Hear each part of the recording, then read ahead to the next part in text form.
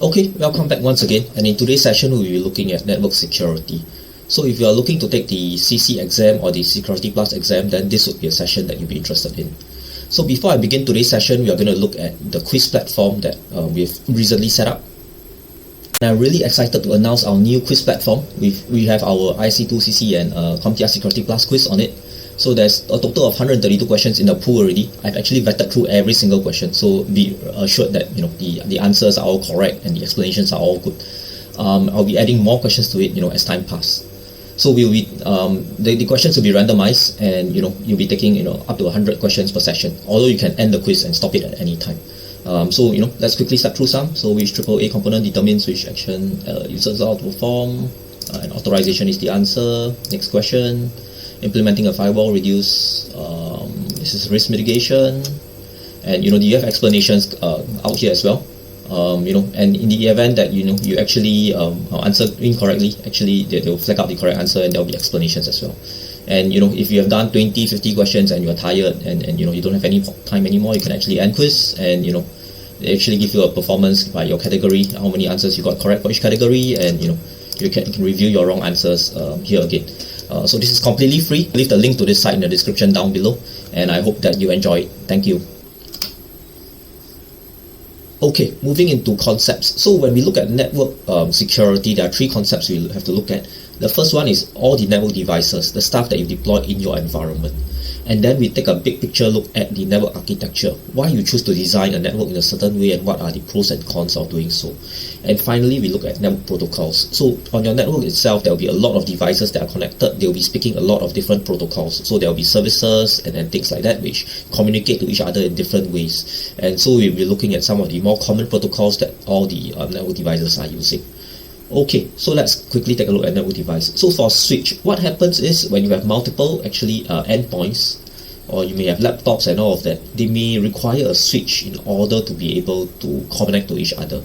So for example, you have endpoints with IP address, let's say 192.168.1. Let's say 3, and then maybe it's got a .4, and 192.168 and .5, and then .6. And then you require a switch in order to connect all of them together, because each device may only have one network port. So the switch itself will have an IP as well. It may be something, let's say we have something on a higher range, maybe .100 will be the switch, and that will allow all your network devices to be able to talk to each other. And it could be things such as your printer. So this laptop here will be able to print a document, will be able to access a file server on here, things like that. So this is the purpose of a switch. Okay, when we look at a router, so a router would be something that actually routes traffic in between multiple networks. So this entire network here, or this entire subnet is, let's say 192.168.1.12254. Okay, and then you would have a router which is at the edge of the network, and let's say on one interface it's actually connected here, and maybe it has a network IP of 192.168.1.1. And then on this end here, it could be connected to a different network. So it could be the internet over here, And this is where you get to speak to the normally they draw it as a cloud, and then all outgoing traffic would go out through the router. It's possible also to have let's say a different subnet here, maybe 192.168 and then we have a connection to another router here, and within this router there'll be all the different network devices. Okay, so this is something that we normally call this network segmentation. I'm just going to quickly jump into here since we're on this topic. And the purpose of doing network segmentation is so that each of your logical networks, there is some separation, and it's not so easy for any malware to actually hop over to a different network. It could be that let's say your HR is on this network here, and maybe your finance is on this network here. And so it's not a single hop. They would actually have to pass through routers and possibly firewalls that will be deployed here. And this brings us to our next topic here on firewall. So a firewall, normally there will be a lot of rules on what is allowed and what is not allowed. So it could be outbound traffic only to certain destinations, and then inbound maybe certain popular ports, and we'll talk about ports again on DHCP are allowed for the firewall. And so that's the purpose of a firewall. Okay, so when we look at a proxy, what a proxy does is to actually, the language itself, a proxy actually proxies traffic. or helps to forward traffic on your behalf. So it could be that all the hosts in here, we don't want them to connect directly to the cloud. We want to put in a proxy so that we can see what are the websites they are visiting, and maybe we block certain websites which are not desirable. And what will happen is that on each of these endpoints, proxy will be configured to use a proxy. So okay, maybe this drawing here is also good. Maybe we put a proxy within the network itself. And the proxy maybe has 192.168.1. Let's say 100 or something like that. So all of these endpoints, the browser will be configured to use this proxy. So every time they visit a website, it will actually go through here, and it will check is this on the list of allowed websites. If it is, forward it out. If it is not, block it or send a page back saying that the page you're trying to access is blocked. And so that's a proxy. And finally, we look at a load balancer, which let me explain load balancer together with DMZ. Okay, so what is a load balancer and a DMZ? So far when we have talked about both of these networks, they are more or less user kind of networks, where there's a lot of machines and people are using the machines to browse the web. We haven't talked about servers, and load balancers, DMZs come in place when there's server. And what would happen is that from the cloud itself, there may be this concept of a DMZ. And this is where we place all our servers. And behind the DMZ, we have all the user networks such as this, And the reason for doing this is that, we want this section here. This section here is I would say is less secure in a sense that because, our servers, they serve, let's say our public facing website is here. So, we need to allow port 80 and 443 traffic into here in order for the public to access our websites. And so, we put them into a separate subnet. We call it a DMZ. And then behind this, these are all our user subnets. We set up more strict access controls. So this could be no inbound traffic, unsolicited inbound traffic is allowed. All allowed. Only outbound traffic, people trying to surf net, is allowed. So we can set up more stringent controls because we put all the servers serving resources into a DMZ itself. Okay, and we've explained all the network devices. So let's take a look at network architecture. So when we segment the network in this way, this is called network segmentation. Another form of it is a flat network, which is simply just one single huge network and everything you just put into it, which is less secure. Yeah. And then we talk about peer-to-peer. And so the issue with a network such as this, that there is central nodes. So for example, the router here, all four of these devices rely on this router to go out, and similarly this router here, every device in here relies on this router to go out. And so it's a hub and spoke kind of a model where you have a single router, there are multiple edge endpoints, and then a single router, again multiple edge endpoints, and then they connect to another router. And this is more of a hub and spoke model. A peer-to-peer model is different in the sense that each PC can connect to each other directly, and then there are a lot of redundant links in between. And so even if one of these bricks, they can still be able to communicate with each other. For this case, if the router breaks, all of these are automatically offline because there's no alternative for them to reach out to the internet here. Yeah. And that's the idea of a peer-to-peer network. And finally, a VPN. So a VPN is also known as a virtual private network. And what it does is it allows someone from outside to actually connect back into the network. So we could put in a VPN server here, and let's say you're working from home, you want to access some of the file servers, the printers in here. You can connect through the cloud into the network and then access the resources, and that's the idea of a VPN. Okay, let's take a look quickly at network protocols. So HTTP, and I believe most of you are familiar with, so there is HTTP and there's HTTPS, which is the secure version of HTTP. And basically these are web traffic protocols. They serve web pages. And when we see the S here, it's secure. It actually uses something called, the predecessor will be something called SSL, Secure Sockets Layer. And today it's something called TLS, Transport Layer Security. Okay, so this is serving web traffic for HTTP. For FTP, this is File Transfer Protocol. So it's serving files. It's not very common nowadays. You might also see on the exam, references to SFTP, which is the SSH File Transfer Protocol. Slightly more secure because it tunnels everything through SSH. And then you might also see TFTP, which is Trivial File Transfer Protocol. So this one uses uses UDP instead of TCP on the back end. So these are all file transfer kind of protocols that you have to take note. So SSH is known as Secure Shell. So if you want to send if you want to send commands to a certain computer, or remotely, you actually do it through SSH. So the predecessor for SSH is something called Telnet, which is unencrypted, and SSH is encrypted. So this is something used to send commands. SFTP is an email kind of a protocol. So and when we look at DNS and DHCP, so these are some of the supporting protocols that underlie every single protocol we spoke about here. So let's say HTTP, we want to connect to, let's say, Google. From here itself, your endpoints have no concept of what is Google and how to connect to Google. So we need to use something called DNS. So your endpoints will actually go to the DNS server and ask what's the IP address for Google, and they'll tell you, maybe it's like let's say it's like 100.200.100.1, and then your endpoint now would be able to go to the router and say that I want to go to this website, go to this IP address, and then your router will be able to route it, and then subsequently all the routers would be able to have a routing table which will tell you, which will eventually lead the packet to the destination and then back to you, and that's how you get the website. So that's DNS, and DHCP is what gives you your IP address. So basically, when you first log on, we have something called a dynamic IP address. Most of the time, it can also be configured statically, but most of the time it's dynamic. And what happens is that so we have this range here, and so the router will actually be giving you an IP address within this range that has not been used. And how it does that is through DHCP. So in a nutshell, this is simply network security, all the concepts that you need to know.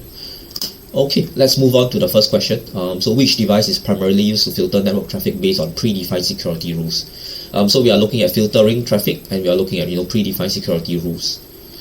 So router is used to route traffic, and router don't usually filter any network traffic. It just passes through all the traffic according to the routing table.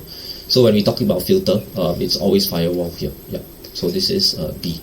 Yeah. Switch is switching packets in between within the subnet itself. So this is routing across networks. Access point is something that it's kind of similar to so sometimes we have wireless networks, and we just want to broadcast that SSID. So we use something called an access point, and then it will link up to the router, and the router will be the one that gives it the DHCP service or provides the IP address. So for this question, it will be B. Okay, question 2. Which protocol is commonly used to securely manage network devices remotely? Okay, securely manage network devices. So again, we've sort of covered this before. So there's two. There's Telnet, which is the predecessor, and then SSH, which is to run commands on the devices itself. So for this, it will be SSH. Telnet, yes, is used to manage devices, but the security part is not present in Telnet. So FTP, file transfer. We are not transferring any files here. SNMP is normally used to retrieve statistics or information about network devices. So you actually query a certain SNMP string, and then you get back information about how the network device is, things like the load, things like that, how it's the configuration is. You can't manage from SNMP itself. Yeah. Okay. Question 3. What's the primary purpose of a VPN? So to compress network traffic, yeah, this is kind of the secondary purpose. So a VPN actually does a bit of compression as well. But it's not the primary purpose here. When we look at a VPN, it's always about encryption. It's always about preserving confidentiality. And so the option is actually B for this question here. To block malware, no, there's no blocking going on here. This is, maybe we would argue that this is something that firewall does.